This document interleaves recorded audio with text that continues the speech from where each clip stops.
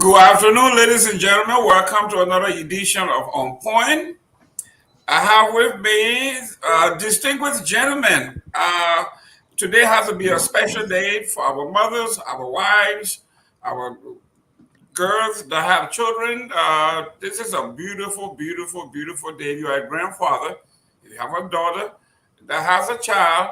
Yes, the Great Mother Day goes out to her.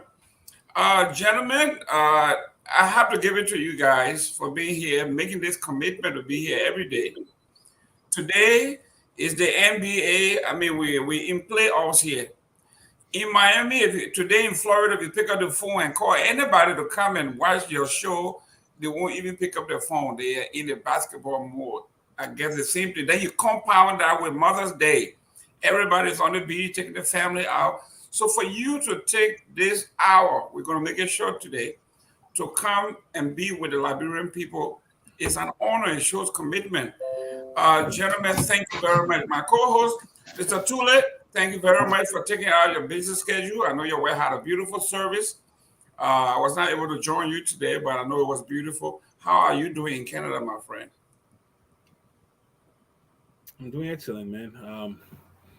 I want to say Happy Mother's Day to all our mothers, all sisters, all the women in our lives. I always say I got two mothers, and I love both of them equally.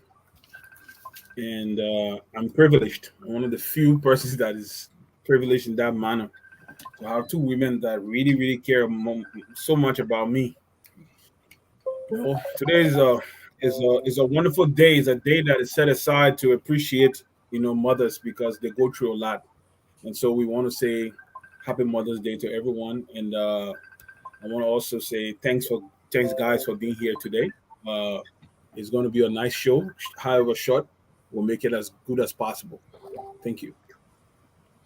Mr. Eastman, I know you were just about to take the family out, and we had to call you. I know you call and say we'll do it after the show. That's commitment to what you do here for us, man. I want to thank you, and actually thank your wife, not you, for letting you be on the show.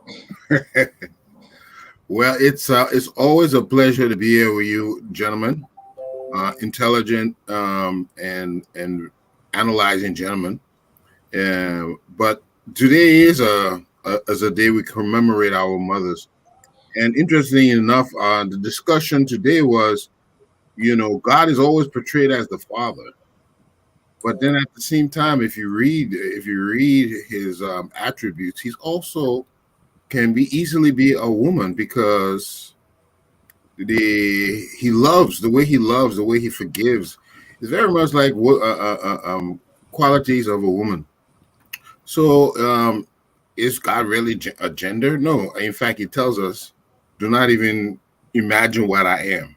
And that's why I like the one thing I like why one of Muslims, you can't put no caricature about a guy who he is. No imagery because he doesn't resemble anything we think. So I love to give this day a celebrating chant to all our mothers. Mothers are not only the ones who born us, but the ones who nourish us, who nurture us, who bring us up. I never seen my born mom, but I have a mother that who helped me know life. So here's to all of the sacrifices they make, especially Liberian women who, through the war, through poverty, through all that, never abandoned their children. Yes, kudos to all of you out there in our land. Thank you very much, Mr. Padmore. Yes, thank you so much for having me on with you guys. It's always good to be here with you. And of course, yeah, to all mothers out there, to all the women out there who help raise children, kudos to you. I hope it's not just a one day thing. I hope you are celebrated every day of the year because you rightfully deserve so. But happy Mother's Day to all of you. Thank you very much. Obviously, we are here. Um, there was some thought about, but it came about kind of late. about celebrating all the powerful women that have made contribution to our Liberian discourse, political discourse, going all the way back to Madam Swakoko. If we have thought about it earlier, we would have done some history and we have dedicated this day to those women that made it possible for us to be here. So we may do something during the Memorial Day weekend, if God's willing, and we are all here, to actually delve into Liberian history, to go for those women that have made significant contribution like me. One that I remember vividly is Angie Brooks Randall. Hopefully, I'm pronouncing her name right. And many other women that came out during our time, because we grew up in the 70s, or I grew up in the 70s. So these are the women that I followed. For those that grew up in the 90s and 2000, most of the women that you idolize are still alive and still here. But those that we follow, most of them are no longer around, and we need to memorialize those people. So those were just some thoughts. In the meantime, we are going to discuss issues as usual, burning issues in Liberia that are actually on the tongue of everybody that we can discuss as true patriots, as partisans, as biases as some of us are. We have our own biases, but we want to be as practical as we can, except Mr. Tulay, who is so biased that he can't hold himself. But he's all right. Mr. Tulay, the first thing on this agenda today, I know my buddy and good friend, I love him a whole lot, Mr. Padmore, but the seat is going to be very, very... Mr. Padmore, are you in the United States or are you in London? I'm in the U.S., sir. Okay, I'm in the U.S. I heard you were negotiating with the Queen I'm in the U.S. to come and I guess re-colonize Liberia, because Cummings have been portrayed as something other than what he would prefer. So the first thing on here is Mr. Tulay. Let's leave Mr. Padmore last, because he has to defend himself and see whether he can actually defend what is going on. Mr. Cummings, who claims to be a true patriot, man with clean hands, coming to Liberia to bring change, actually to make sure that Liberia's integrity, our sanity, our statehood, believe in the people. We believe in our institution. Our forefathers fought to build this institution. We have to keep it strong. And the way to keep it strong is to work within the institutions. Now that things have gotten tough, Mr. Cummings didn't even go to Nigeria or the Ivory Coast or Guinea, our nearby neighbor. He went across the oceans. Not only that, but grabbed one of the biggest public relations firm, not law firm, public relations firm, to come and pretend as though he's bringing his, according to him, an independent, unbiased opinion of a PR firm that represents him. Mr. Tulay, this one too big for me. Why should it be big for you? It shouldn't be big for you. All right. Every day, this man shows a critical lack of judgment or lack of critical thinking. The thing is, he doesn't know how our body politic operates, and he's having a fusion of ideas that are quite contrary to what is obtaining on the ground. Okay, his obsession is with unseating Joe Buckeye as the front runner in the opposition. So it becomes so deliberate and it becomes so all-consuming that common sense have left the place. The reality here is this: to defend wrong is just very, very difficult, Mr. Gayman. It's so difficult. But you know what? You know what will help this situation? Just a little bit of honesty. Just a little bit of honesty help. Look at the story we're talking about. NEC is telling us, I have worked in Liberia, even at NASCOR. I was there for just 1 year, Mr. Eastman. Even if we send out a circular from our office, I'm looking at the chain of custody Okay, the amount of signatories, the amount of logs that one document have to be entered into before it get out of the building. I'm just saying something. And when a critical information document, memorandum from government or wherever comes into the building, before it gets to the seat of the person who is responsible, I'm looking at the chain of custody. And it has to be appropriate. It has to conform, otherwise it will be kicked out of the building. It's just as simple as that. You're telling me that NEC is saying that they receive a document that wasn't probated. A document, a constitutional document, a framework document that establishes an institution. You will tell me that it will just be one clerical person sitting at the desk that will receive the document and append their signature to it, and that will be the end of it? Is that what somebody's trying to tell me? It's not so. It's a lie. So what happened here? And the worst thing about Mr. Cummings, let me say this. Mr. Cummings has a lot of good redeeming qualities.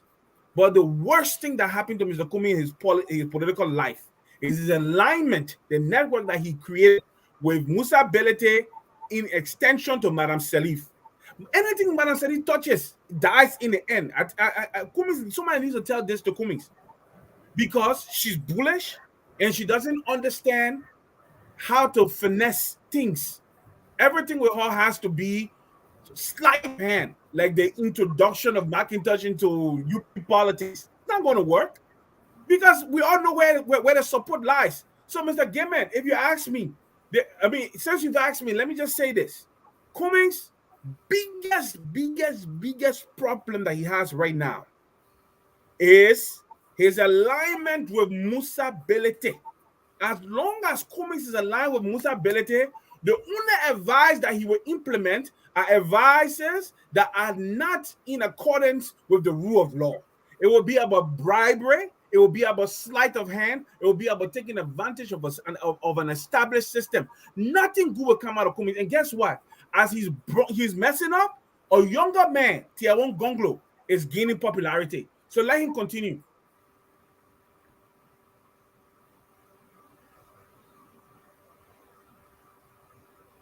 Your microphone is off, boss. Your microphone. Yeah, before I come to you real quick, let me recognize these guys. I know you left your NBA games and you're watching. We appreciate that, Mr. Zia.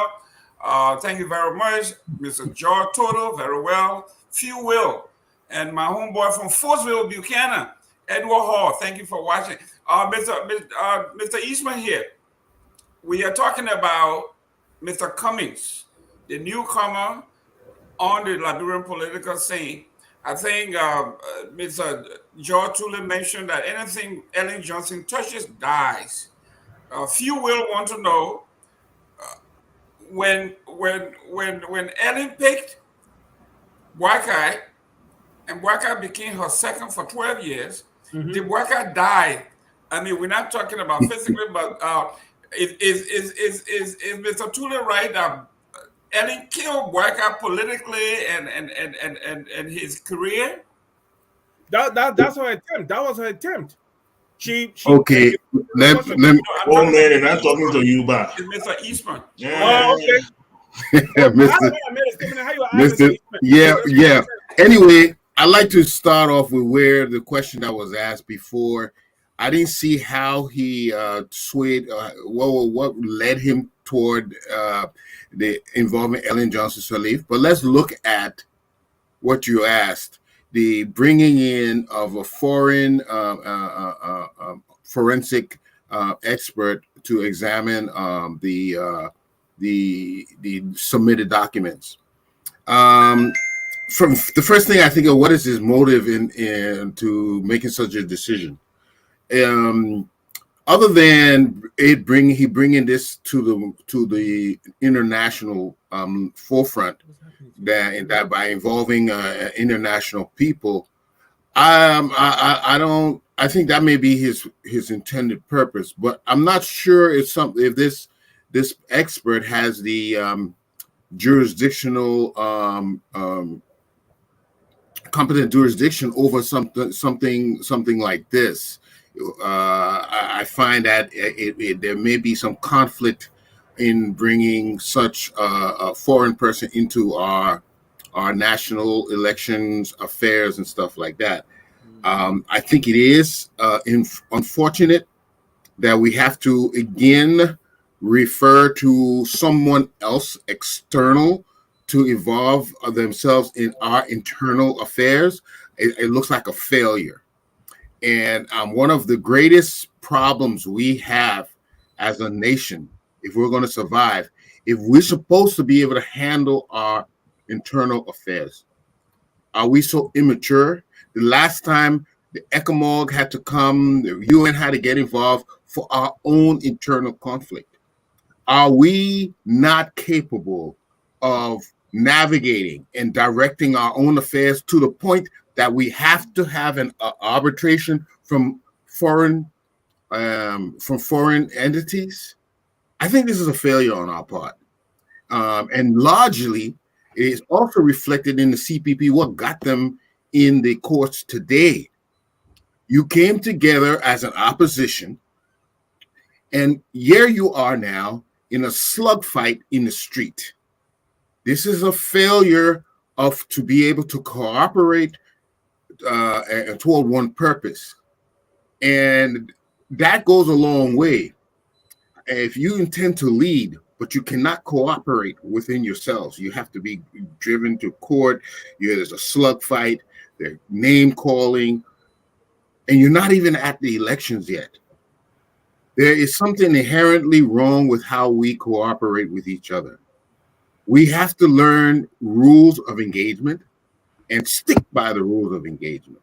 It's immature that we cannot do these things on ourselves. So the going to an external forensic officer is just a more failure on our part to handle our own affairs. Mr. Padmore, I know you have a lot coming your way there. It's a potpourri of things. There are a few folks who are saying legal. I'm talking about legal luminaries are saying, why do this when Mrs. Blair will not be cross-examined in Liberia? The material that she's going to present are not admissible in the court of law in Liberia. So basically, you are only doing this. It's a public show to maybe scare folks and say, well, we'll call the international community on you. After all this, I mean, we're talking about going on 6 months in court. Mr. Pat will defend your man here. I know you are very close. No, yeah, there's a lot to unpack. So Sure. we'll try and work. We'll give you all the time. Go ahead. Well, the first thing is that why is it not admissible in court? Why can't she testify? If you're a defendant, you have the right to defend yourself, and you have the right to bring in expert witness to prove why you are innocent. You have the right to do that. Anybody who you want to bring, it is left with the other side to bring in their expert witness to counter yours. The government never did an investigation. That is the first thing we need to settle on. There was no investigation done. The government never brought a forensic expert and said, we hired this man, he looked at the documents, and this is what he said. None of that happened. We have not, as a matter of fact, the government has never brought any expert witness to say, this is a forgery case. Why are you bringing 17 witnesses with hearsay? You want expert people that will look at a document and say, yes, this signature is authentic, this one is not. This is a forgery case. Mr. Cummings has the right to order, to pay for, to initiate any investigation on his part that will reveal his innocence. And he needs to do it at the highest level. How many of us here, how many forensic specialists in Liberia right now you can hire and say, okay, we want for you to look at these documents to see if they're fake or not? We don't have any. That's why we have to go outside. That's why we have to go outside. If there was a credible agency in Liberia that could do this, why wouldn't he do it from Liberia? He would have. So let's squash all that other craziness about, it's not admissible. She can't be cross-examined. No. If she does a report and they present that report, he's going to present a witness to defend that report, to say, yes, We did this report. This is what we found. This is indisputable. And then that witness will be open to cross-examination from the prosecution, and let the prosecution go ahead and debunk it. And he went at this is Sherry Blair. I'm hearing people talking about, well, if Mr. Cummings pay for it, then he will get what he paid for. Really? This is a woman, Sherry Blair, the wife of the ex-prime minister. You think she's going to put her reputation and her integrity on the line for money? Yes. Yes. If it's a I question, never spoke yes. when you spoke, sir. Please don't mute that man. We don't get to put it. They don't to do the rules. That's why they're in problem now. But here's the thing: she won't do such a thing. How much money do you think Cummings has to offer this woman that she will put her whole firm? You think this is the only case they have? This is a minor case. These people go and look at their case file. You will see the kind of cases they handle. This is a petty case for them. They're not going to risk their firm on this little petty Liberian case. That's the first thing. We need to get out of that mess that everybody corrupt. Because we look around us in Liberia, we see everybody in Liberia corrupt. So we expand that beyond that horizon. And that's not true. Okay? The second thing is that why people complaining that he went international? Isn't it the same UP Joseph Boyka people in that last week were in a hustle marching? I mean, Finte, because they were going from international community, from the UN to the ECOWAS to complain that somebody cheated them about being able to partake in the election. Now they want to talk to us about going international. These are all just petty things that they're picking for to try and thwart this. But it's very simple. Mr. Cummings is confident that he is innocent. He never did anything wrong, and he's willing to go as far as he needs to go to prove that innocence. And that's what people need to get used to. It's a waste of time. Thank you very much. I agree with you that the perception that he's hiring a law firm is not true. He is hiring a PR firm with some expertise, and they are going to come if he calls them to come, but they cannot practice law in Liberia. Yes, they can come as witnesses, and they are going to come on behalf of Mr. Cummings, not as, like you say, an objective. No, when you pay a firm and you pay, it is clear what you're paying for. You're paying for representation, and you want them to do two things that he said, to restore an image that had been attempted by the folks to tarnish or to damage his hard-earned reputation, which is true. He has the right to protect that at all means. But it shouldn't come across as though we are bringing somebody here who is totally neutral, who has no fish to fry in this, and he's going to, if I'm a liar, he's going to call me a liar after I pay $2-3 million for their services. So, Mr. Tulay, you wanted to respond, you wanted to rebut to that. Yeah, he was Mr. Eastman was saying why I went to Manaseli. I'm telling you why this guy has twisted himself into a convoluted mess because of his associations. The man had not done these things. The first election, he wasn't like this. He went into an agreement with other people, but with one thing in mind, because he doesn't have, like I say, an established constituency. So the whole thing was to use sleight of hand. That's the reason why. And up to today, I will tell you the truth. I do not know why the other political leaders allow Cummings to insert that clause into the framework documentation that you can go into your opposition party to go and canvass for votes among their leadership. That was a recipe for trouble. If this is Nigeria, if that was Nigeria, Ghana, that you will see violence. People will get in the street and there'll be violence. You don't go canvassing for votes in the next man's camp in political in elections. You go out there, you want canvass for vote, the voters are out there, go there. You can't go and start using sleight of hand to get the people who are the man's operators, to get them to change alliances. If you do that, there will be violence in other countries. I'm telling you. In Kenya, for instance, they don't even Kenya to go in the tribes and go canvass for vote, it results to violence. Just imagine. Oh, wait a minute. What is democracy? What is the practice of democracy and having an elected primary, an elected official? Well, how else are you supposed to practice democracy? I want to know. Practice. The thing is this, Mr. Eastman. Let me tell you. I'm saying to you this: it is unheard of on the west coast of Africa, where a party makes it its duty to go amongst the operators. I'm talking about the officials of an opposing party to go and canvass for and go and use sleight of hands, to use money, bribery to get them to change. I'm saying to you, it's a recipe for disaster. I have lived in 6 African countries, and I have been there. My spiritual father today is declaring his intention to run for the presidency of Nigeria tomorrow, Monday.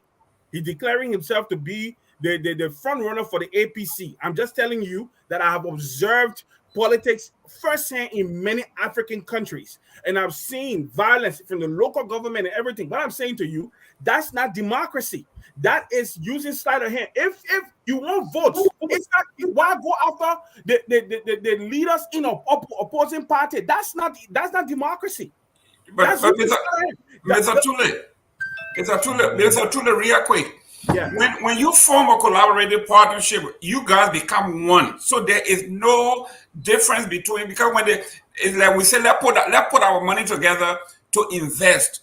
And if we win big. If we lose collectively. Mm-hmm. So when they form that collaborative partnership, all of the delegates and members of the Unity Party were now members of the ANC women. So they were all one. So you cannot say that the ANC is going to canvass in another person's political party. That's not true. Because now they have an alliance. It's a marriage. Mr. Gayman, they did not dissolve. Mr. Gayman, my point is they did not dissolve the individual political parties.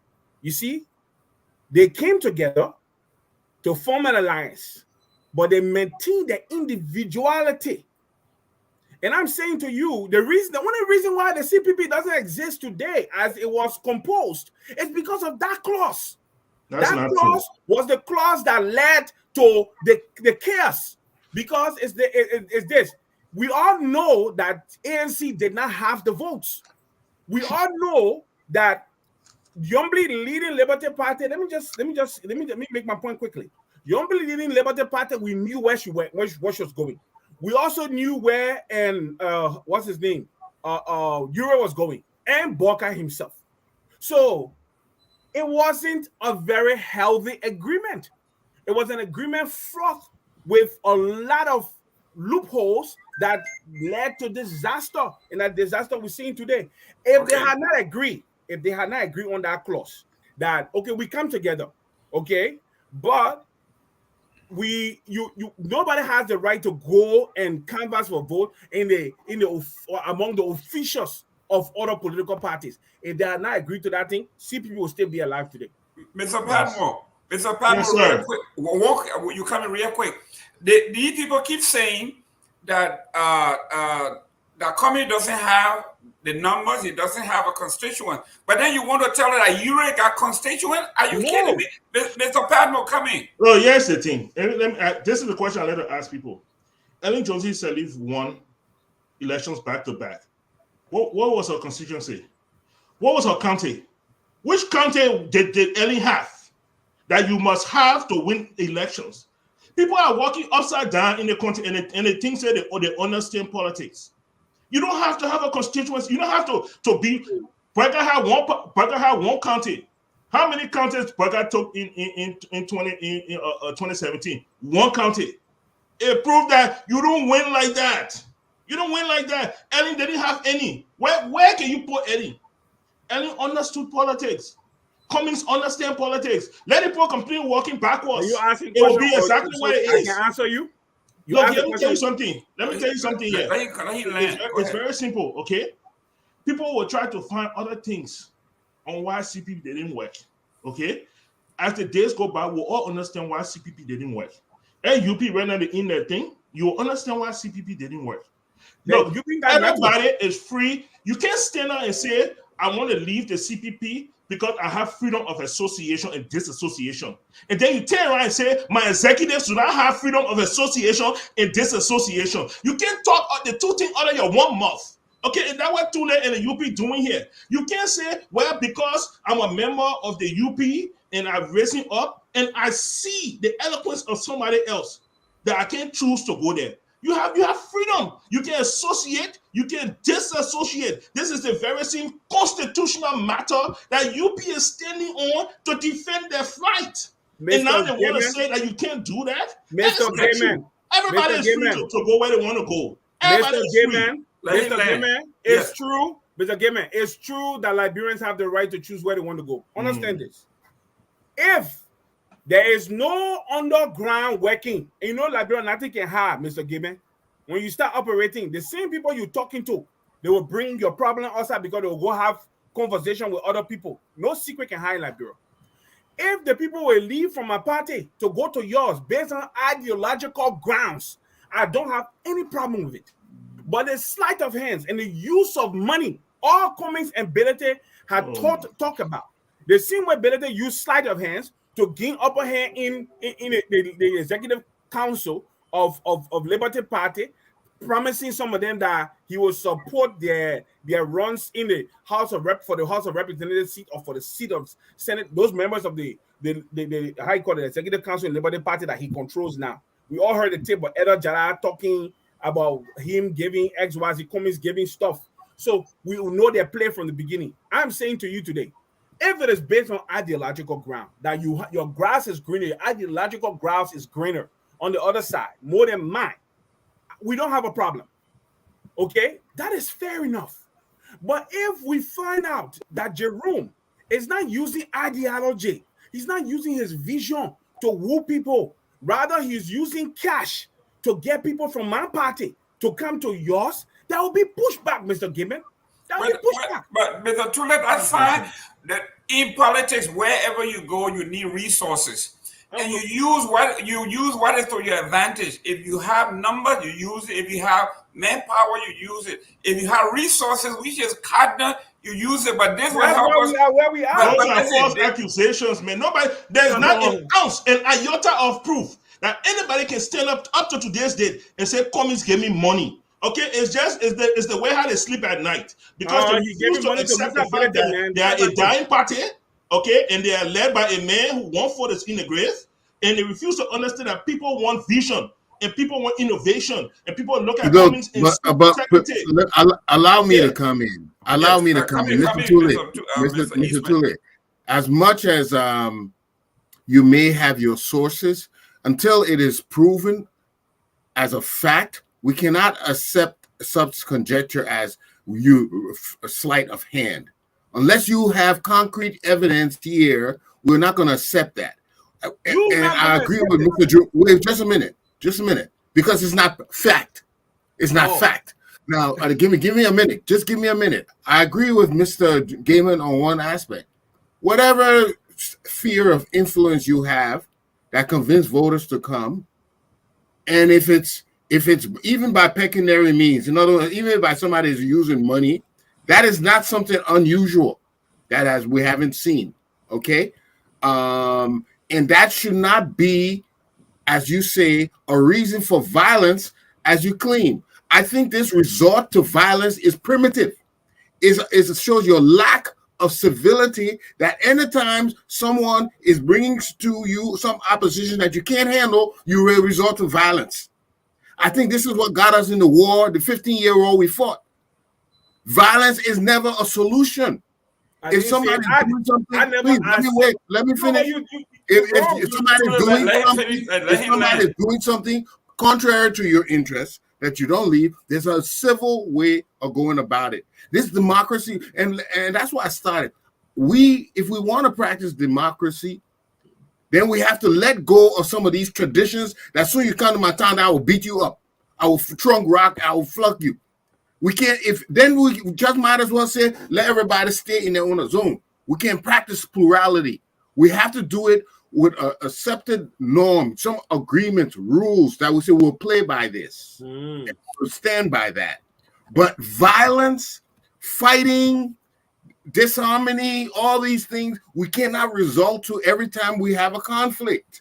Look at where they are now. This is what I've said. Look at where they are. They came together to unseat the government. But here they are squabbling amongst themselves. This is a inherent failure in both characters of these people, these parties. It's something inherently failing here. And then they want leadership.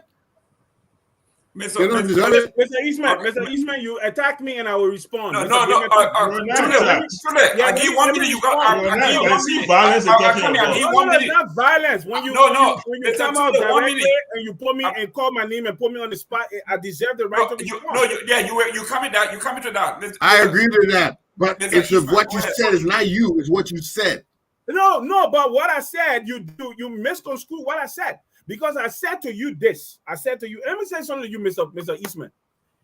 Elections in Africa is a fundamental right issue. And I'm saying to you today, because the thing is, when you and myself talk, I will state it as it is. You may agree with me, you may not agree with me, but I don't believe in being politically correct. I believe in being honest. And I'm telling you the reality. You see, when you and myself spoke about this thing 2 Sundays ago, NEC postponed the elections in Lofa County. And NEC took her stand based on her rules. She said she took her stand based on her rules. Why didn't they follow their rule through to deny the man the right to participate and have the elections when Unity Party was denied? Why didn't they do it?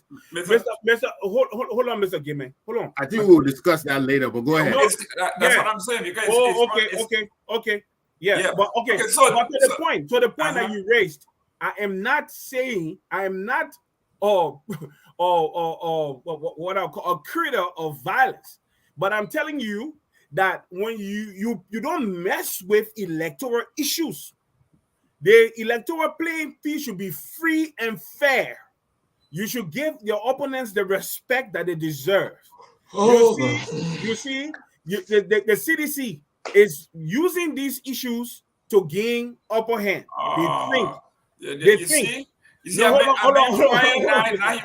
you can start messing with me. It's Serena Sivas. All the things Serena Sivas doing, let's be honest. It looking to you that real law going on there. No, he just happened to be a person. Let's transition to the next topic here. Mr. Padmore, let's go to this. And this goes to the heart of our democracy and what we are talking about. There's something inherently wrong with the Unity Party and competition. We are hearing that the Unity Party is finally going to have a legitimate competition within the party itself in another friend, another brother, another family member, another Liberian from the southeast, from somewhere called Riverside County, from Sesto County, Sesto City in Riverside County, by the name of David McIntosh, a steward of the Unity Party, a diehard of the Unity Party, a founding member of the Unity Party, a ruling member of the Unity Party that worked in the alien government for 12 years, have decided to come home to his original party, and he wants to challenge whomever that is there. He wants a primary. Mr. Padmore, I know you got no fish to fry in this, but since this announcement came up on Front Page Africa, the whole Liberia, my phone, they are telling me that you tell that Bassa man he's not allowed in the Unity Party. He is not allowed there. He shouldn't be here. Your Bassa people, and this man is a plant. This man is a plant. He is a mole. While you are on the seat here, my friend, what's going on with the Unity Party and this lack of competition or fear? This fear. Do they have a scientific word for fear of election, like phobia or election phobia or something? It's called boycophobia. Boycophobia. But here's the thing. Let me end on the old thing before we come to the new thing, okay? Yeah. Eugene Len Nangwe was an executive of the CDC. Unity Party stole him. No. Listen to me. Unity Party snatched him out of the grasp of the CDC. That's a and he lie. went to work for Mount Ellen. You understand what I'm saying? He was an executive member of the CDC. Absolutely. Okay, It's a but I lie. need another story. Let's move forward. Okay, Toga Gayman McIntosh. This is a man that spoke at the inauguration of my election as student council president. Mr. Tulay was present. This is a man of indignant honor and prestige. A Liberian who has traveled across the world, built a reputation for himself. And now, the very party that is outside crying, you cannot stop us. We have the right, and every Liberian should have the right to partake in elections at any level. They are now saying Toga McIntosh does not have that right if he opposes Joseph Boyka. These are the people we are talking about that want to lead Liberia. They talk two things other than the same mouth. Toga McIntosh has every right. And the Bassa people, Jahad and Lofa people say if they can partake in politics, then nothing will happen in Liberia. I leave it right there. But the Bassa people told them. Oh, come on. Mr. Eastman, Dr. McIntosh is stellar human being, top government official. He's a diplomat, well-learned guy who is a stellar member of the party. Some people say he left and joined somebody else, so he's now persona non grata. He can't come back home. They don't want him there. But legally, can they do that? What do you think about this going on in the Unity Party? We put Tulay on the hot seat, so we'll gain the life to speak. I when I heard it, I almost thought it was incredible, because this should have happened before the announcement that Buckeye was the standard bearer. I would have thought that all this preliminary, the primaries, and all of that would have preceded the nomination of the standard bearer. So it was kind of like, why is UP doing this now?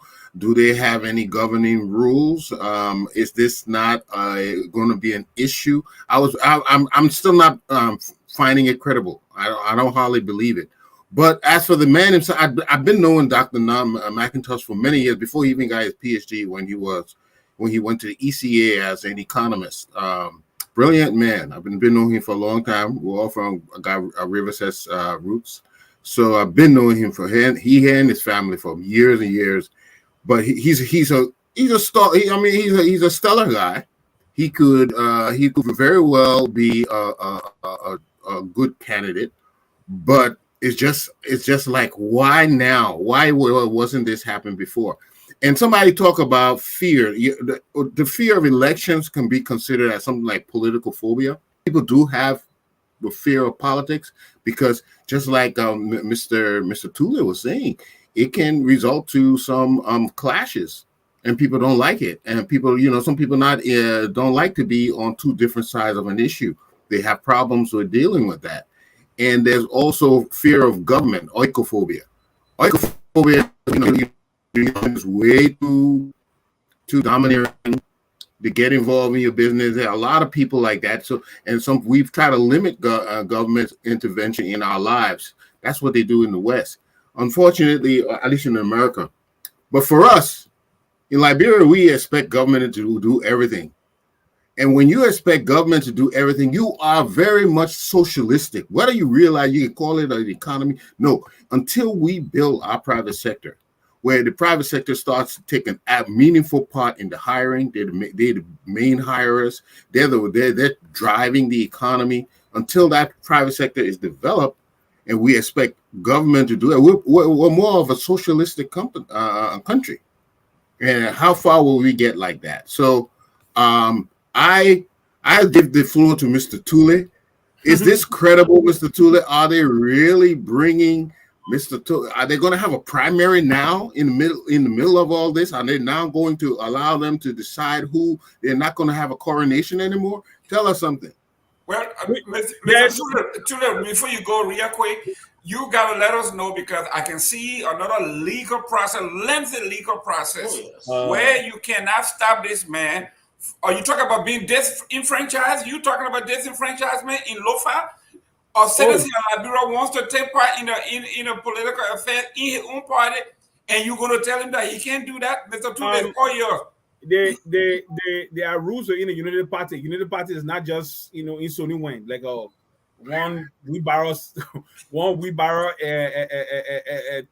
pusher association in Sony Wayne. The United Party got rules. The first thing is this, Mr. Gayman. Mr. McIntosh, who is, I don't want to speak bad about him too much because You I'm a better not. so I gotta be guarded because I've known this man since I said 91. Mm-hmm. And I don't want because my opinion on him is bad. Let me just be honest with you. I'm not talking about his academics. I'm talking about the fact that this man has allowed himself to be used by that wicked woman his entire life. Yeah, Mr. Gayman, don't laugh. It's the reality. The man makes himself like a puppet, and the woman is his puppeteer. Whatever she says, when she said jump, he can only ask how high. He has never established his independence as a man. To establish independent thought, he only works at her behest. Anywhere she wants to send him, he will go. Even if it causes embarrassment for his person, like this situation right now. There was an abandonment of Unity Party in 2017. We all know it's not secret. She carried all her people out while she was still a member of the party. Okay? And they all went to support the candidates of George Weah. So the party said, but then you guys got to go officially. Okay? There's no need for you to be with us in name, but in action, you are with George Weah and with other people. You are undermining everything we want to do. So they severed ties with her. Not only her, with also him. He was among those that was cut off from Unity Party.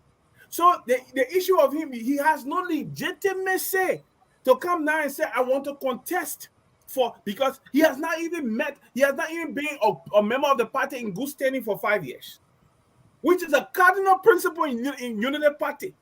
Okay, so they want to know about violence. There's nothing anybody can do. Go to court. The rules are there. It's the same thing you and myself said the last time we were talking here about Yombly being put on a list by ability and saying pay dues. When you and myself know that Yombly has spent more money in the party than the dues being recommended. But the fact is the money she spent were not listed as dues.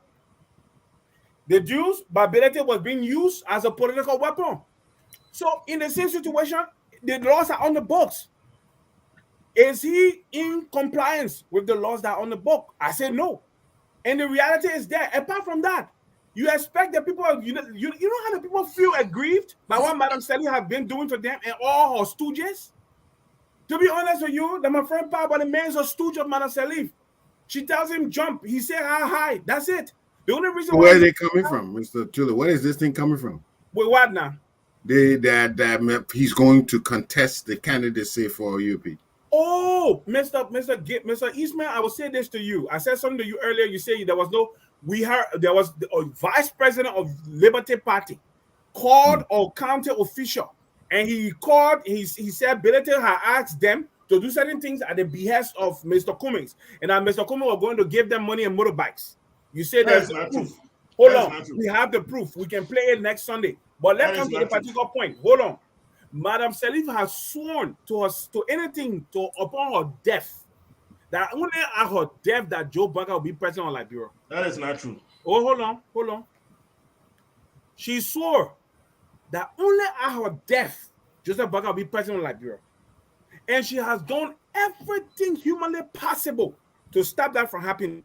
The insertion, the embarrassment right now that Gary McIntosh is about to go through by going and showing himself to Unity Party and say, I won't contest for primary.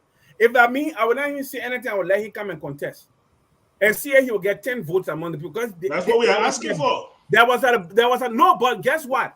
If he is in contravention, Mr. Eastman, this is the point.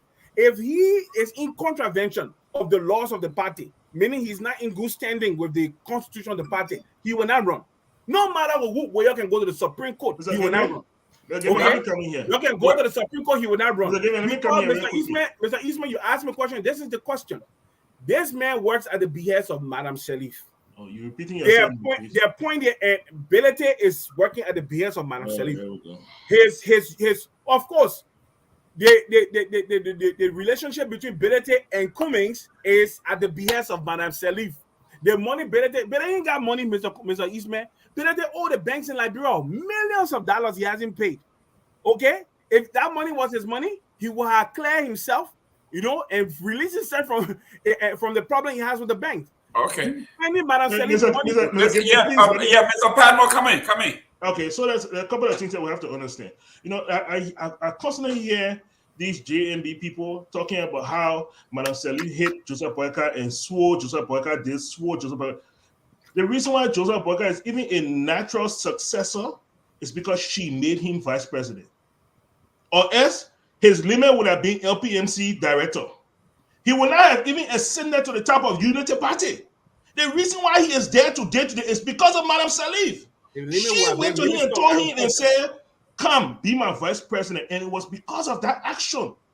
That's why he's even head of Unity Party today. These people need to stop with this crazy thing. Joseph Boyka, you will never hear Joseph Boyka one day utter that I have an issue with Madame Salif because he understands what this woman has done for him. They need to stop this stuff. This is a failed excuse. All right? Toga McIntosh is a member of the Unity Party. This man is a learned man. As a matter of fact, since this news came out, have you heard any Unity Party person lay down any legal reason why he cannot be? No. They start talking about passport issue. They start talking about Madame Salif issue. They start talking about all these other things. Nobody will ever say, no, hold on, you are not a member, so therefore you cannot. They will not do it because this man has already done his homework. People don't just talk because they want to talk. They got post on Facebook. We will see this play out. They will go to court. And we'll see what will happen in United Party. Mr. Padmore,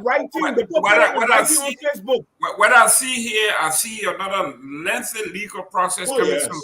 But let's leave that alone. Better get ready. Let's come.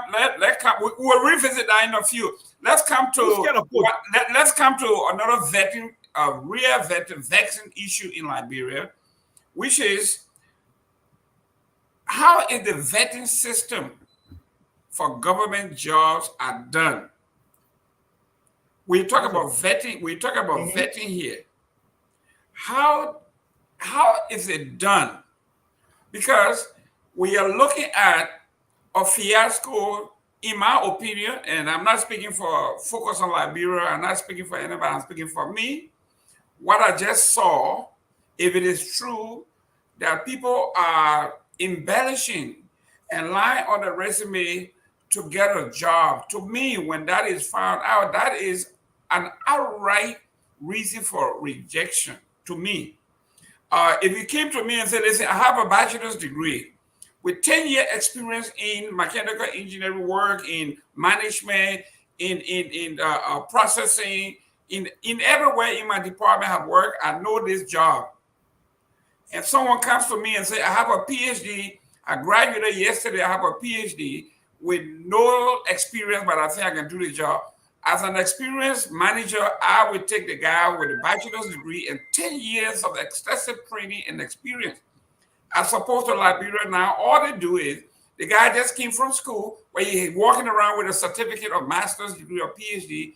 And in Liberia, we believe that when you have a master's degree, you cannot work for somebody with a bachelor's degree and all that foolishness. How is it done that we can collectively take ourselves, our country, from this nightmare of this is just nonsense, Mr. Padmore? Here's the thing, and this is where I feel for Mr. Eastman, because he's one of the people that pushes that we should use our resources in Liberia. But this is what our resources reveal to us. Okay, now any international firm would have taken 1 hour and would have trashed that whole CV that crazy man had out there. But in Liberia, we don't do those things. We fail ourselves over and over. Okay? Somebody will just come and say, oh, my man, you say, oh, got one position open. You say, oh, my man, I know one guy. And this is where my man say your CV. That's it. That's the vetting process is done. I know somebody. Oh, you know the man correct. That's it. It's non-existent in our country, and it wouldn't even take anything. It took Facebook people were in one day They have reviewed everything about the man, even though they kind of sue the man can eat. Okay, everybody know the man like a solid just because of Facebook people. But this is, I mean, this is hilarious. It's sad, but it is the state of our country, and we have the ability to do better. The question why we don't do better is what lingers for all of us today. Mr. Eastman, you have an extensive background in engineering and high tech and all of these things, aviation. You have all of this, so this is your forte. This is your area of expertise. Although I've never managed in Liberia, but what is going on there that these things happen? Because I'll give you a typical example. When Mr. Warner, whatever his name was nominated by President Salif to go and be a minister of health. This is a guy who had no experience, never worked in the healthcare. He lied on his resume that he was some kind of expert coordinator in Pennsylvania. Found out that he worked in a group home, and they made him minister of health right after the Ebola, with millions of dollars coming in. And some people thought he was just a prop for someone to actually control the money from behind the scene. What is happening here that a man in Philadelphia who is going to school, I don't think he has even graduated, to make up these fake titles and everything else, and for it to slip through? Thanks for the question. And this is crucial right here. If we're going to ever be a fully functioning society where we see progress, where things are working in order, where we know how things should turn out, then it is cardinal that we establish processes by which we make decisions. If you're going to have a candidate or somebody nominated, that person has to go through a proper vetting exercise. You have to know their performance. You have to know how they interact with people. You have to know their knowledge. You have to know their character. All these things come in play. By simply taking someone without proper investigation, you risk danger. You risk things like this happening. Now, as we were saying, as Mr. Padmore was saying, what we see these failures on our part. Well, hello, if we don't get these things straight, if we don't get these things correct, we're not going anywhere. These are fundamental. If you cannot even carry out a proper vetting process because the system or whatever is so messed up, you're not going anywhere, no matter, regardless of who you bring. We have to get certain things in order first to get this car moving. Like you brought it, let me get an engineer. Before you get a car moving on the streets, you have to make sure you have to put an engine in that will drive the car. You have to have wheels on that car that will allow the car to overcome friction. You have to have steering on the car so you can direct the car where you want to go. You don't have any of these things in place, and you say we're going to go on the street. You're not going very far. These are fundamental. We have to deal with the fundamentals first. Let's straighten our fundamental processes and agencies. If we straighten these things out, we will get better results. But we're expecting to be able to fly by night without even know how, or even building the plane.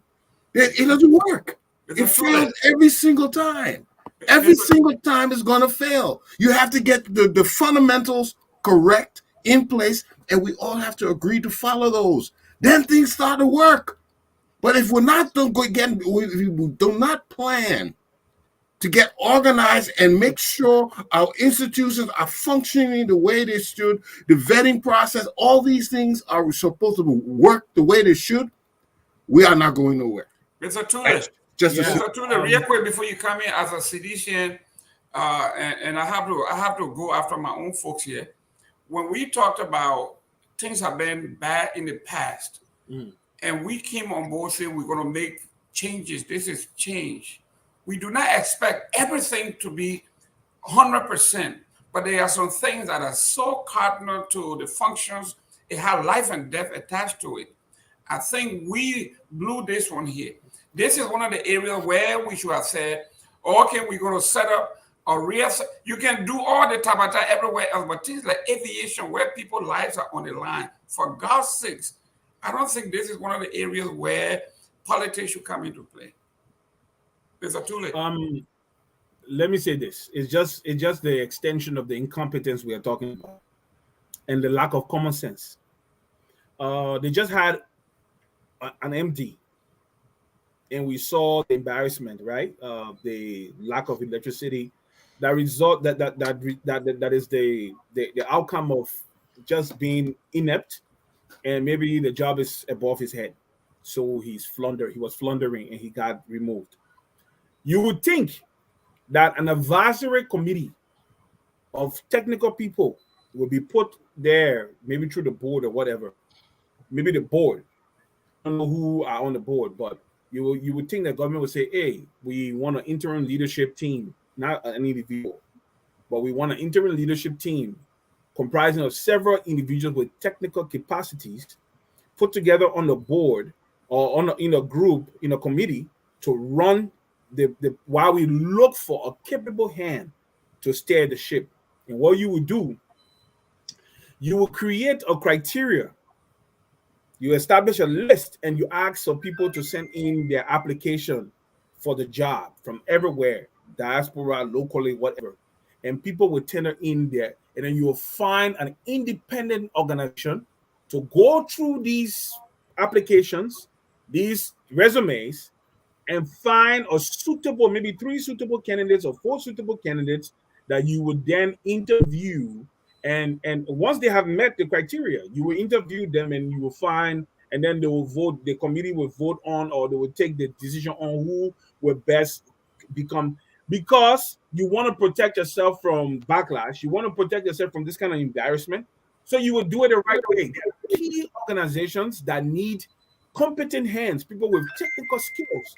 Because one of the things that people don't understand, it's not just managerial ability that you need at an airport. One of the key things you need to understand is logistics, movement control, supply chain. You need to have that. As much as you have technical skills, you must be able to have logistical skills, because everything to run an airport has to do with logistics, timing, supply. Everything has to be on the clock. Planes come, they have to have that turnaround time, and your people have to be there. If you do not know that you have to have everything in place for the plane, that turnaround time, that crucial moment that plane is on the tarmac before it picks up again, that you will have everything in place within the timeline, so that they don't overspend their money, because the more they stay, the more money they have to pay you in terms of lending fees. So all these different things, if you do not have the right criteria, you won't have the right applicants. And when you don't have the right applicants, your vetting process will be suspect. So if you ask me, it's just the issue of incompetence. And what is affecting the CDC government is the fact that McGill has to make all the determination for all these positions. And you don't, if care is not even taking, President Weah did not even have much to say about how this man got placed in that position. I do not believe so. I believe somebody told him what to say. This guy is the right guy. Oh, he's sedition. He's this. Let me say this to you. Being sedition is not a criteria for running a governmental institution, that a critical governmental infrastructure. It should not be. It should not be. It should be about competence. It should be about experience. It should be about the person loyalty to the country.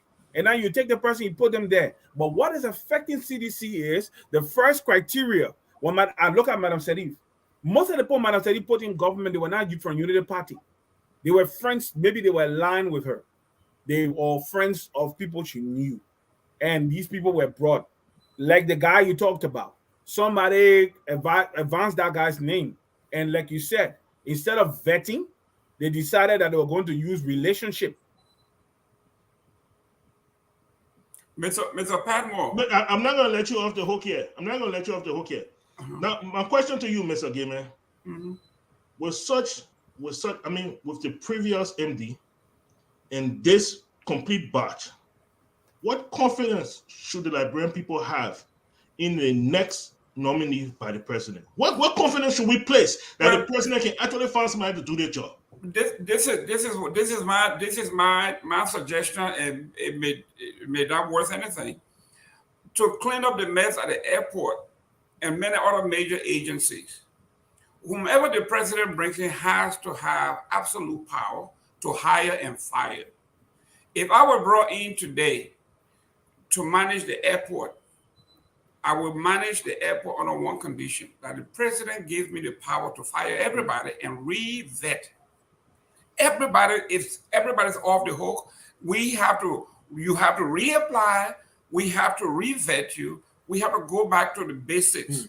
Because what's happening, from what I understand, the managing director brings his cliques of folks that he recommends. The deputy director brings his cliques that he recommended. The administration, they got the director for administration bring his cliques. So you have all the operating freedom within this particular place. When the deputy for administration and the deputy for something else, when they are not getting along, everybody else saying we're not going to, they kind of slow walk, they snail walk, and they undermine everybody else, because the people are now beholden to the nation. They are not beholden to the institution. They are beholden to the guy who brought him in or brought her in. Well, Mr. Gilman. So no, this is what I'm saying. The president is the president. Let's not try to side swap the thing No, here but and this put is on what somebody else's head. He is the one that's making the tough appointment. Mr. Padmore, The man listen to competent. me here. What I'm saying here, I'm not even on the ground, but this is the autopsy that I have done from there far, from talking to folks and this unity out there. When you do a complete autopsy on a situation as this, for the new, you ask the question, for the new guy to come in and excel, he has to have authority, and not anybody saying, well, you brought out your new man, we'll see how you're going to do it. We ain't going to help it. We ain't going to do this. We ain't going to do that. People flipping the switches off when the plane is coming to make somebody else look bad. Cutting the generator off to make somebody look bad.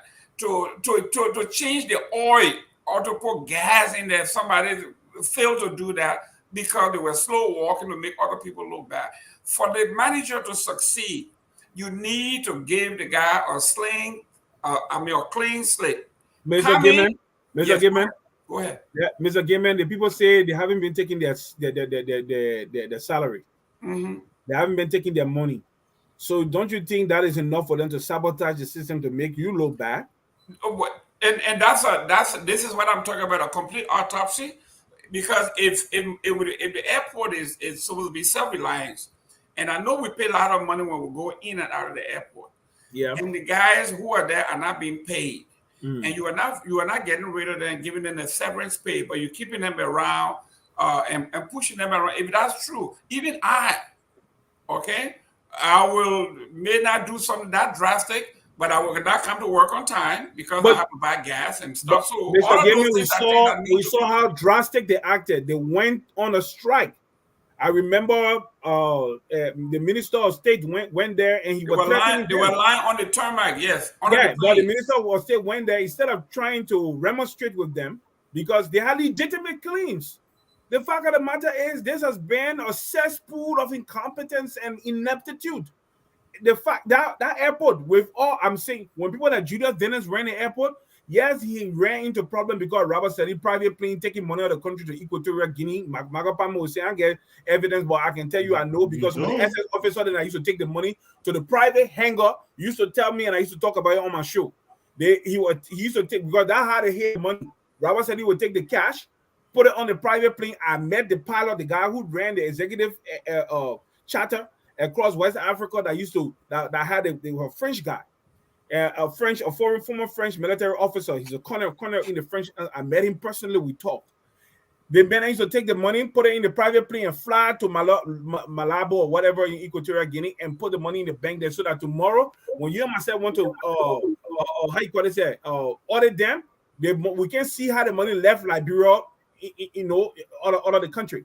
The reason why I'm saying this one, why Judah didn't lost his job because of something about the private contract for the guy to build, hang on, everything.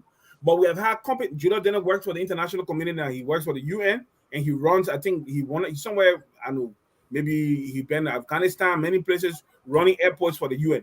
The reason why I'm raising this is this. When it comes to places like Mr. Eastman would say, where technical skills are required, let the technical people run the place so that you can get the best outcome. Remove politics from there. There are places you can do your politics where your money is coming from. The truth about it, RIA is not a big money maker to put money into the Liberian economy. So let somebody go there who knows how to run things, who understands logistics, who understands customer service, who understands finances, who understands everything that you need, all the technical aspect, meteorology, whatever you need to run an airport. Send somebody there, give them the chance. But how do you do it? Recruit well. The point here is, Mr. Gayman, you and I can say whatever we want to say. The word that Mr. Eastman like to use, I think he's the one that can use the potpourri. That government is a potpourri of incompetence and self-interest. As a result, they are putting square pegs in round holes, and all we are getting is an embarrassment for our country. It has to stop. Mr. Eastman, Mr. Tulay got no leg to stand on here as his former Unity Party and Godfather ambassador, white guy for 12 years. The race car parked in the garage, did absolutely nothing. And that race car couldn't even chase a cat that was stealing all the money out of the country. Let me ask you a question. Did the airport not run? Did the airport not run under them, Mr. Gayman? Yeah, but listen to this. Even that small hanger they use, that's not coming up. Mr. Eastman, I think, Mr. I asked you a question before Mr. you go to Mr. Eastman. I'm coming to this, man. Mr. Tulay said something about people being underpaid or not paid. How does that affect recruiting? For instance, if I ask you with an engineering aviation background, and I told you to come to Liberia, knowing that our position called for maybe $100,000, $150,000, and I asked you, may I give you $40,000, come home and run that airport? How does that go with the running, the safety, and the care of the airport when you underpay people that badly? Okay, that's a loaded question, Mr. Gayman. But let me approach it this way. I started with a premise. We have to have standards, and one of the crucial things to our existence, to our prosperity, to our advancement, we have to re-establish standards. Our standards have been deteriorating since 1980. Now we can get back on board, but the idea, we have to recognize that these are certain things we have to meet if we're going to go up. Now, let's apply that to the airport. Okay, the airport is a very, very complex operation. All right, and then you talk about not having adequate funds. When government finds itself having inefficiencies in any institution, one couple of mechanisms are open to them. They can have it subcontracted out. They can contract it to somebody who will have more competency, and they be in the background and allow them to operate. That is one thing they could do. The other thing they could do is they could privatize it. Okay, privatize it and let they get their share, and the private company get their share. Allow them to run it. Private institutions tend to be profit based, so they're a little more efficient the way they do the things. They make sure things are in place and run properly. That's the other way. But if somebody were to ask you, I will tell you. I'll give you a perfect example. When water and sewer was having serious problems, there was some discussion, with me to what do you think about how can we resolve it? Well, water and sewer the water problem is very basic. You need water, a reservoir, you need the treatment, you need pipes to distribute the transport and distribute the water. You need pumps along the way, pump stations along the way to push the water. And it looks pretty simple. It should be. But if it's failing, do we have enough money? And that's the problem. I think it was Mr. Tulay mentioned logistics. if you're gonna put anybody there, will he have the proper logistics to run the place? Because that's the first thing anybody goes there and says, okay, I have to do this. Safety is I have to back pay after people. I have to get all these things. Is there money to do this? And that's where my main fear is. Do they have money to run it? And if the answer is no, they do not have the money. That's why I said the other two options are open to them. Either you subcontract it or you privatize it. But it can be run. Mr. Eastman, real quick. I think about 4 or 5 months ago, guys, correct me here, that the airport was, I guess, privatized or given to a international Jordanian company that was supposed to come in and straighten all this. What happened to that?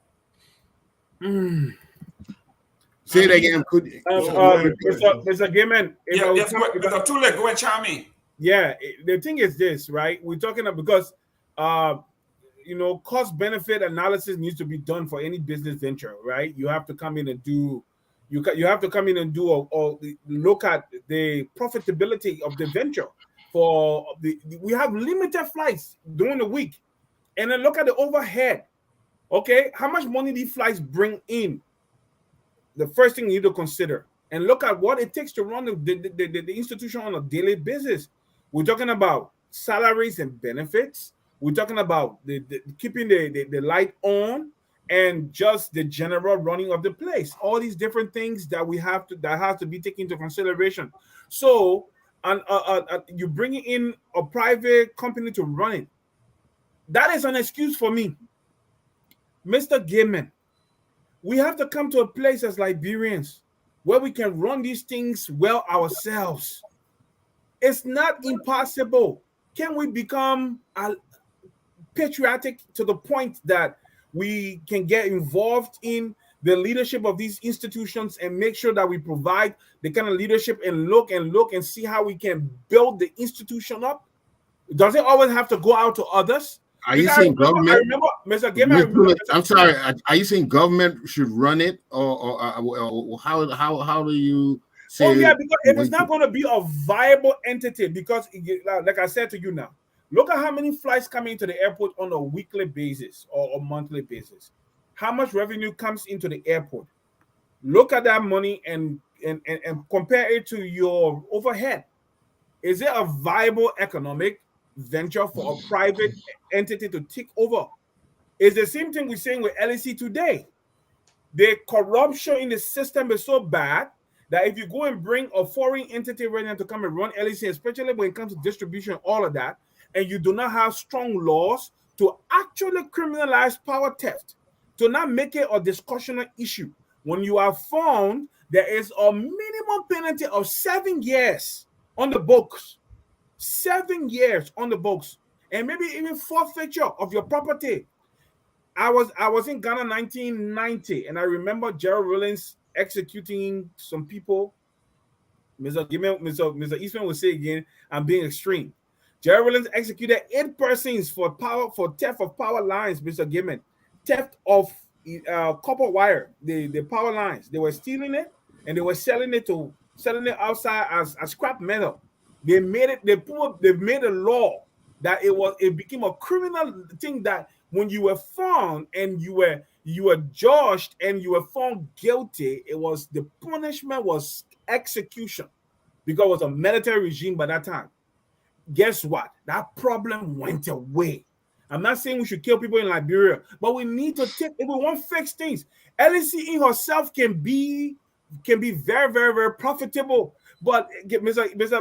Padmore, when they catch you, then you're taught. Then even the management say can come there and can take money from you. And so what how can I disincentivize you from doing it again? Or the next man down the street?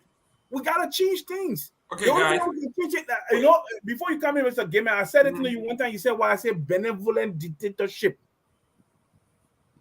Kagame style. Is that why guys bringing to Liberia? Listen to this guy. We are running out of time here. Let's take a few minutes to recognize our friends and brothers and sisters on the line here. Dr. K, Honorable King, Charles E. King is making some great comments here. Thank you very much. We are watching you. Thank you for tuning in.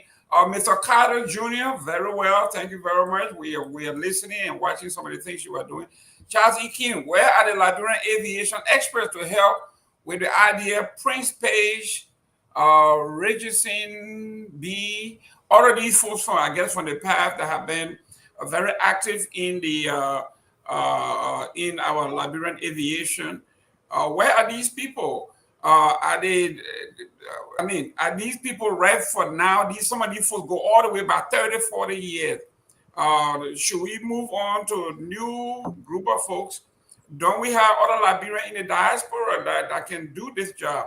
I was able to send them an example of Raphael. I was my airport manager here in Miami. This man we got to talk about economy of almost $2 billion.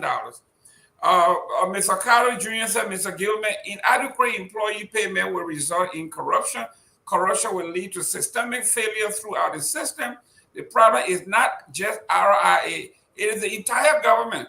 This is the product of brown envelope system. And Mr. Carter, you couldn't have said it brown envelope system. Wait, yes, Mr. Gayman, if you allow me to come in, there's for especially for these technical institutions. Okay, one thing we can do, we need think tanks. Think tanks. We have we call our experts together. We do have Liberian experts all around the world.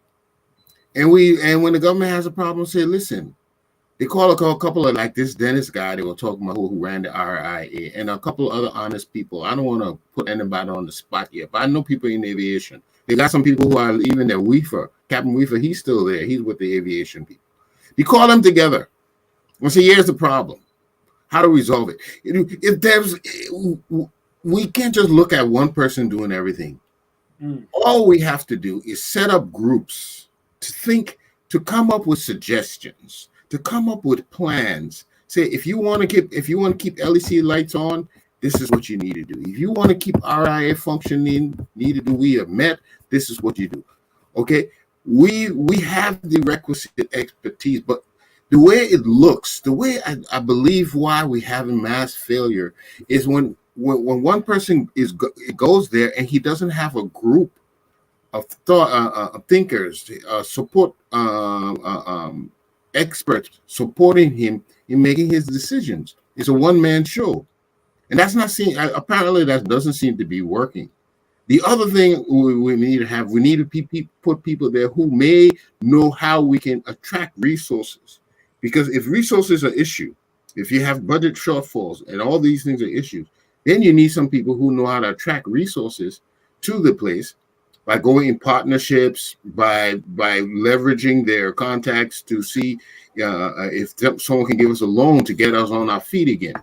But we need not just an individual at these places, but we need a whole group of people, thinkers, that coming up with these ideas so that the managing director or the minister, he's not all alone out there having to figure everything out, but he has a group behind him who coming up with suggestions. Mr. Padmore, real quick, when I'll be back to you. We are seeing here, I'm going to give you just a typical example. Anybody can chime in here. There was a problem at Legis, right? Yes. Where they were having some major issues. I think the guy that is in charge of that went to question the manager, and the gentleman who is overall, I think he's a seditian, and he was concerned that the government was getting a black eye, so went to question this guy, and he said he was recommended. He made it clear that he's a NPFL man that was recommended by the vice president. They can't talk to him or talk to him like that. Basically, what he's saying is, I owe my loyalty to she who sends me here. President, we are CDC. This was a collaboration. This was a marriage. Okay, and I'm not beholden to the nation or the administration. My party sent me here, and I have to go and consult with her. I mean, that's what came across. Mm. So if we're having these kinds of, those of us who say we got to have partnership, we got to have collaboration, we got to have different parties, you got to bring everybody on. Isn't this an impediment? I mean, how do you deal with someone who says you can't talk to me because I came here at the expense from my party and I represent my party? It's very simple, Mr. Gayman. The buck stops at the top. The buck starts with George Weah. Okay? If George Weah hire the right people and empower those people, nobody under them will say such things. The reason why people can say those things is because it is allowed, it is accepted. It is accepted. And that is a fault of the president and his leadership style. Okay? How many government officials do we know today? We're talking about the foreign minister and all the hoopla the foreign minister is going through. He is still the foreign minister. So if the president can keep the foreign minister as incompetent and ineffective as he is, so then when Joel Howard sent me, then why should I be the one to give in? It starts at the top. The president needs to lead. The president needs to lead. He needs to be effective. And if the president, whoever the person that recommended this gentleman to RIA, that person need to be fired. It needs to. It is not a simple thing. Okay, that person needs to be fired. The fact that you could recommend that idiot to this job, it means you are saying you're not ready for the job. You going, all of you going. Do it, but they won't do it. Why? Because with we all sedition, election around the corner. You're not going to anger your base. The closer we get to election, it will spike to the point where the president won't even be able to fire anybody. Once you wear a red beret, it's finished. You are shielded. You can do anything you want to do. And the president will end up leading this nation into a worse situation if he leads that way. He has to understand he is not the president of CDC. He is the president of Liberia. All of our president. And therefore, he has to lead as an example. Thank you very much. Mr. Tulay, let's take the last one and then we'll go around because we're running out of time here. The NEC requests the by-elections in Lofa to be postponed. I know this is something that if I didn't get in there, it would be blasphemous on my part if I didn't give you this red meat. This red meat, Mr. Tulay. You're not giving me anything. I don't see him smile at me too many times, but today he's smiling. Mr. Yes, Tulay, I'm not smiling. Tulay, he's trying to hide it, but it's still I told you so. Yeah, you say y'all gonna burn down the place and y'all scared the lady. So she said now, Mr. Tulay, please don't burn down the city. Don't do this. Don't do the policies out. We will postpone the election. So what do you say, Mr. Tulay? Mr. Gayman. Yeah. It got nothing to do with what we said. Oh, come on. You said I told you, so now you want what's the We're not, Mr. Gayman. No, I told you it was going to happen, but it wasn't because of what we said. The people who fund our electoral processes the money doesn't come from our government. Our national election, we don't fund our national elections. He who pays the piper dictates the tune. The international community is there. They've been having meetings. They've seen everything. They listen to all the calls. They know what goes on. And they know fully well that the craziness about ANC and Benete trying to say that our candidate can't run in Lofa County. They know it's preposterous and ridiculous. And they know that it portends for future problems in that county. Because I'm telling you, Mr. Eastman, one thing you have to respect about me is that I say it as it is. I may not say it the way it's said in the West, but I will tell you what is obtaining on the ground. You accept it or not, there are ways things are done in Liberia and in Africa. And I will tell you what is obtaining. It's different from what you and myself will sit on Facebook and pontificate. The reality is there. The truth here is this. You cannot disenfranchise us. We have the right to be with you. And we don't want to be with you because you are full of brahaha. You are full of inconsistencies. You are full of criminal acts. We don't want to be with you. It's a right to discontinue our association. And somebody posted somebody made a comment why Ellen is undermining because Ellen does not want scrutiny. She doesn't want legal scrutiny. Joe Burger has said, I will audit my office first. My 12 years in power, I want to audit my office first. Joe Burger wants to audit the government. Mr. Tulay, And Mr. no, hold Tulay, on. give you time to talk. Now you're going all out. No, Why it's my haven't right to go anywhere I want to go. why So does he because have to wait to be president to order himself? Why haven't he audited himself and said but this is guess me? what? Yeah, guess what? George Weah did not order a nationwide audit. No, And let's talk. I'm talking about no, Joseph no. Boycott. But you're saying you brought you. Why isn't Joseph Boycott like me, Mr. Padmore? You are a good I was man. talking. You can't call me off, Mr. No, I'm not Gayman. cutting. No. I'm just saying. No, I'm no, not no, no, cutting no, no, off. no, no. I I'm will not coming to have this. this. Why This haven't is where, Joseph Boycott? no, this Why is where haven't you Joseph go. Boycott audited himself and said, Mr. Padmore, Listen, Mr. Gayman. Eastman, I'm a I clean was guy saying here. something. Why? You He cut got me to wait to off. be Don't president cut me before. off. Don't cut me off, Mr. Gayman. Give No, me I'm not chance to cutting you land. off. Give me chance to land. All right, I land, said to Archie. you, there was somebody that said why Madam Sadi will not support Joseph Boycott because she knows that he will hold her accountable. That is the end of the story. The reality here is this, Mr. Gayman. We said we will not be disenfranchised. The supporters, of Joseph Boycott and Unity Party in Lofa County will have their candidate on the ballot and he'll be voted for, and there is nothing anybody can do about it. So you like it, you can go as far as the Supreme Court or wherever you want to go to, Mr. Padmore. I'm telling you today, that election, we will not be disenfranchised. That election, our Gayman Kotiman will be on the ballot. You're and that repeating election, yourself, Okay. Archie. I said, allow me to come in. Allow me to come in there, Mr. Gayman. Mr. Tulay. I believe the decision to postpone it was wise by the NEC. You see, here is what's going on. This fighting, I don't want to give it a descriptive word because I was ready to call it infantile.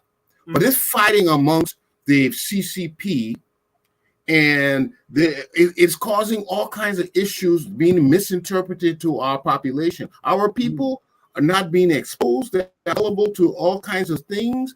People tell them that their rights have been disenfranchised, misinterpreting decisions from the court.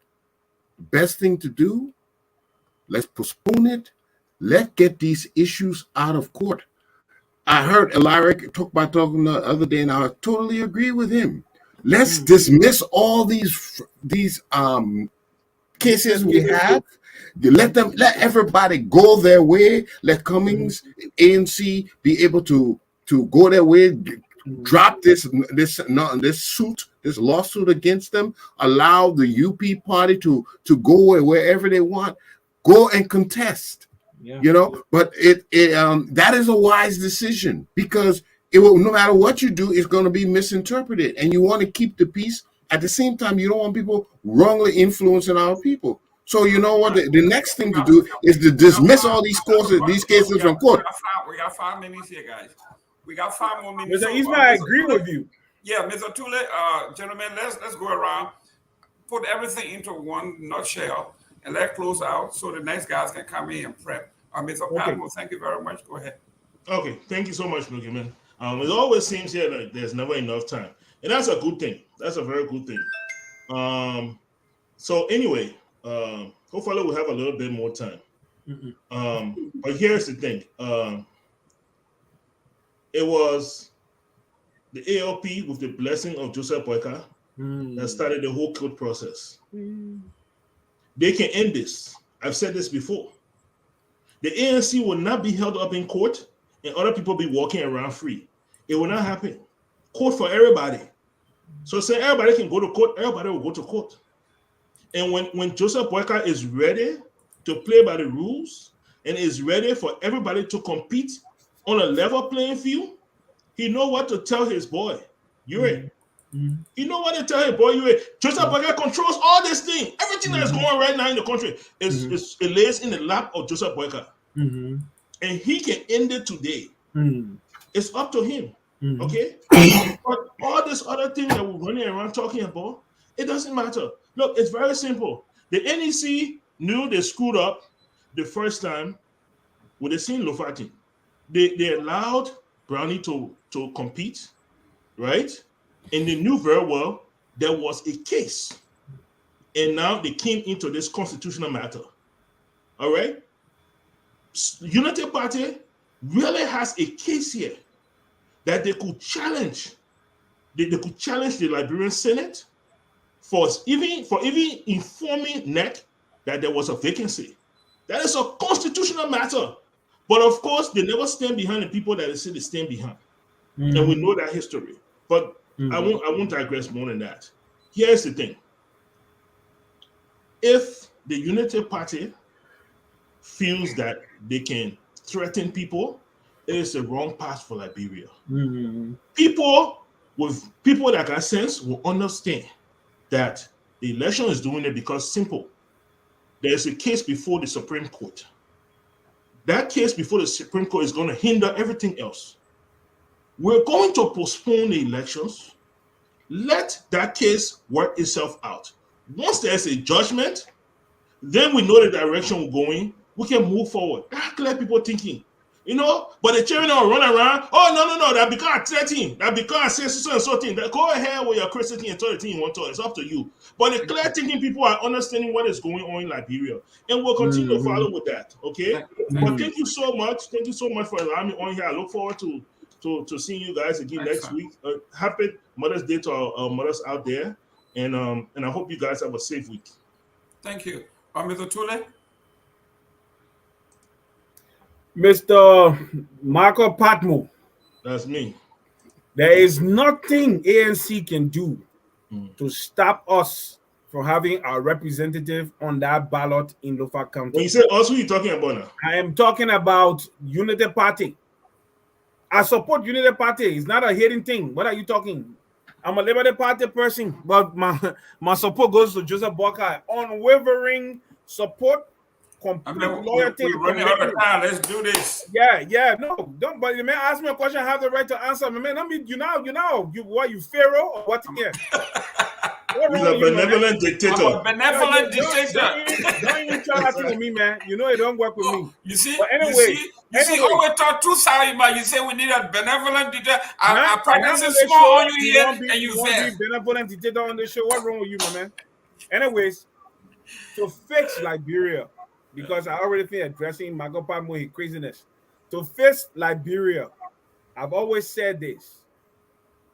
We need an honest, clear, deliberative, sovereign conference on national determination as a people. A sovereign conference on national determination. We have not determined as a people what we want.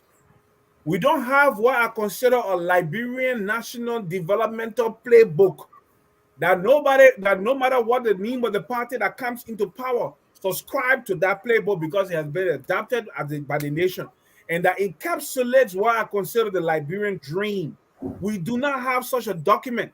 We have not come together. We haven't brought our stakeholders, our educated people, our people, of means and experience and education to come together to put together, including the lay people too, the ordinary Joe walking down the street. We come together and we look at every sector and we determine as a unit what we want. So we bring the agriculture people together. They come with a policy playbook. We bring the infrastructure, critical infrastructure people together that has to do with ports, airports, and all the different things, roads and all, power and water. They come up with a national playbook. We also bring everybody, health people together, and then we bring everything together. We bring everything together into a national adapted manual for our development for the next 50 years. Beginning now, we break it down, we itemize, and we establish it in that way. We haven't done that, and until we can do that, we don't know what we want. So, Mr. Gayman, what I'm saying is, they are going to come, they bring their own ideas, and they start from wherever they want to start. They do whatever they want to do, so there's no continuity. Okay, the scarce resources we have are scattered all around the place, putting on fires. We need to come together. We need a sovereign conference on national determination, where we bring all our stakeholders together and we put them in rooms and they go and they develop policy notes that we can collect, okay? And we adapt and we know that this is what we want for Liberia. This thing represents the Liberian dream for the next 50 years. Absolutely. Thank you. Mr. Eastman, we got 2 minutes. Okay, and thank you for allow me to come on the show today. Again, happy Mother's Day to all our Liberian sisters and mothers and daughters. Without you, we wouldn't be here today. And I would love to see our ladies playing a more active role in politics. I believe we need a balance. I see men politics for men in Liberia has looked like a scene where they can't agree to work together. For us to progress, we will have to be inclusive. We can't have when one party leaves, then all the other partisans who in government and in places are replaced. We need a continual government about continuation. We need people in place who are professionals, they are statesmen, and they stay in place. It shouldn't always be a party thing, because these expertise they develop expertise for a specific discipline, organization, and we need them. We don't need to be replacing people every time a new party comes to being. These are professionals. They should be able to act no matter what party is in government. And we have to reach to that maturity, okay? And the only way you establish that kind of maturity if you have rules and standards and say we're going to live by them. Politics is not our solution. It's never been a solution for anything. The solution for us is our cooperativeness. And if we don't cooperate, if we don't follow rules, we don't create standards, we're not going to go anywhere. So thank you very much. Len, go ahead. So I mean, our problem is working together. If we can't see that, then we can't see beyond our noses. If we can't see that, we have to work together to build Liberia, UPO, ANCO, ALP. If we can't come together after and work together, then we can build Liberia. Thank you very much. I will take my time to the few minutes I got to recognize those that support us. Sam Wallow, Honorable Charles King. I see Mr. Carter. I see Honorable O'Connor. Ed Grade is watching. Thank you very much for watching. Elvis Morris, William Parker, 7592. We got Edward Jenian. Hopefully I'm pronouncing your name. Rob Zua. We have who else? We got Alfred Denise. We have Charles Barkley. Hopefully those are real people. Flomo Livingstone. We got Eugene Harmon. If we didn't call your name today, hopefully next time we will do. But thank you for calling. Thank you for watching. Your comments are beautiful. We don't take them lightly. And for those of us who are on here, we say Happy Mother's Day. We have said enough. Happy Mother's Day. Happy Mother's Day to all of our female. And we are looking for a female participant, someone that can come here and shake us up. We got 4 men. At least we need 1 woman out here. Whether you come from the CDC, ANC, we need a female representation. Mr. Eastman made it clear. We need a female representation. Please come up and let's do this. Thank you, Jerome, and go have a great time with your family. Say hi to the ladies, and God bless. As usual, we say, what do we say usually? We are all Liberians. That's all it is. Thank you very much. See you next Sunday, same time. We are Liberians. Liberia is our home. Liberian people.